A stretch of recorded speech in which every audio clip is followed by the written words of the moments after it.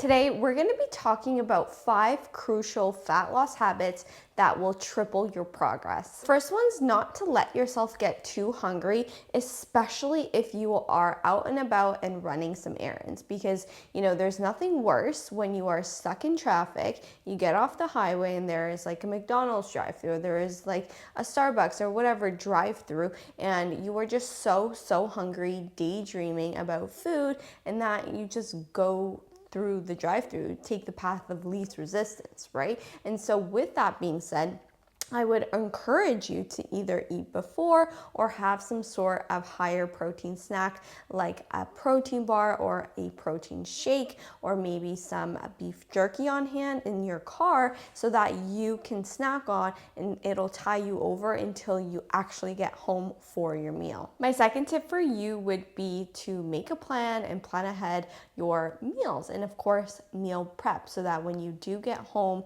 you understand what you need to eat. You understand that you just have to weigh your food out, say, okay, for this meal I need 100 grams of tilapia, I need 150 grams of white sweet potato, I need 150 grams of green beans, and 100 grams of spinach, okay? And with that, you already understand what you need to do, and there is less decision fatigue that you have to undergo, because then it becomes mindless, it becomes easy, especially if you are meal prepped. Tip number 3 would be to become a picky eater. Be super picky and super choosy with what you put into your diet. So always evaluate your choices, of course, within your macros. So even though maybe your macros will allow for a chocolate chip cookie, however, you understand that you're probably going to want like 5 cookies to actually feel full and satiated, okay? And so with that, maybe the smarter decision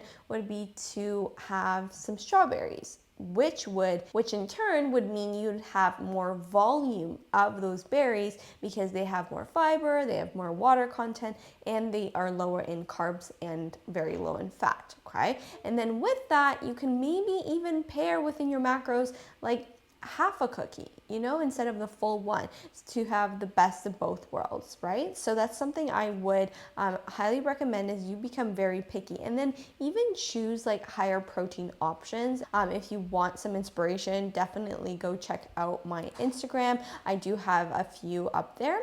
And so with that, you'll see that you can fit your favorite dessert within your macros guilt-free. On that topic, I thought I would highlight high volume foods. High volume foods are foods that are very low in calories but give you lots and lots of food for the amount of calories they have, okay? So you always want to choose high volume foods. So for instance, instead of having potentially like 100 grams of ground beef, which is, yes, a protein source, but it's also very high in fat, what you could do is have maybe 130 grams of ground turkey or ground chicken, because the ground turkey and ground chicken is a lot less calories, it is a lot less dense in fat sources, but it's also super high in protein. And that way you could potentially put, I don't know, like peanut butter on your rice cake, okay? Because you have more fats to give to other foods per se, instead of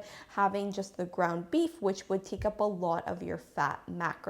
Fourth habit that I highly recommend you implement into your lifestyle would be to take 5 to write. So at the end of the day, try to think about what you could have done better, okay? And you're probably asking yourself, Magda, what does this have to do with my fat loss issue? So if you write down what you could have done better, you will reflect and potentially see patterns and habits that could be changed, right? So maybe one thing that you could have done better is park your car further from the actual grocery store. Or maybe what you could have done better is actually pre-plan your foods into MyFitnessPal so that you're not playing Tetris, at the end of the day, seeing, what you can have to eat with only, like 30 grams of protein, 2 grams of fat, and like 10 grams of carbs, right? So that you are more well organized. It will also help when you're stressed, because it will free up some real estate that's in your head. We'll put it down on paper. Maybe you can even crumple it up, throw it in the garbage,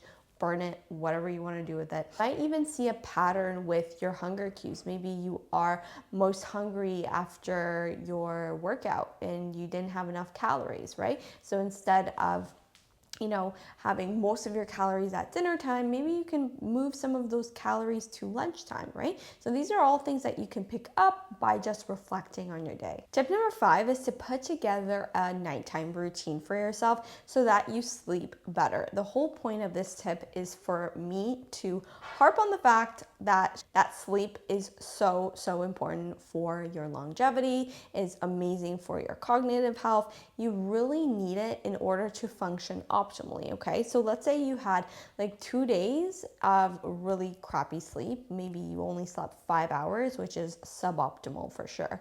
And as a result of that, your hunger hormones, leptin and ghrelin, are going to be all over the place. You're going to be hungry in times of when you're not supposed to be hungry, and when you're not hungry, you're going to be starving, So it just puts things out of whack, and that's why you need to have that good wind down routine so that you can get into the habit of going to sleep at the same time every night and then waking up at the same time every night. This includes weekends. Weekend is just another day. It doesn't matter if it's Saturday, Sunday, Tuesday. I'm always going to bed around 10:30, waking up at 5. Like, this is just a non-negotiable for me. Maybe that's different for you, but it sets in place that that circadian clock in your head, and understanding that yes, it is time to wind down and for me to be able to fall asleep properly. Let me know which tip helped you out the most in the comments below. That's it for me, guys. Make sure to give this video a huge thumbs up, subscribe to my channel, follow me on Instagram, and I'll see you next time. Bye.